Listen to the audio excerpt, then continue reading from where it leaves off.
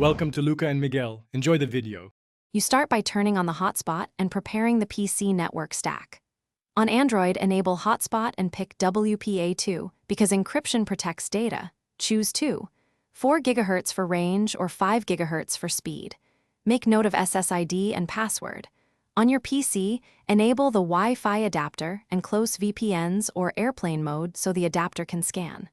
Once done, refresh the Wi-Fi list and be ready to select the Android SSID. This moves you immediately into pairing.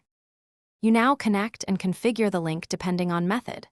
For Wi-Fi, pick the SSID, enter the password, and set the PC network to private so local resources work.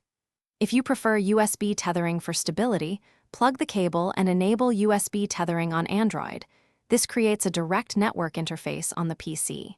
For Bluetooth tethering, pair devices in Bluetooth settings first, then enable Bluetooth tethering. Make sure the PC gets an IP. If not, renew the adapter or replug the USB. You finish by confirming internet access and stabilizing the link.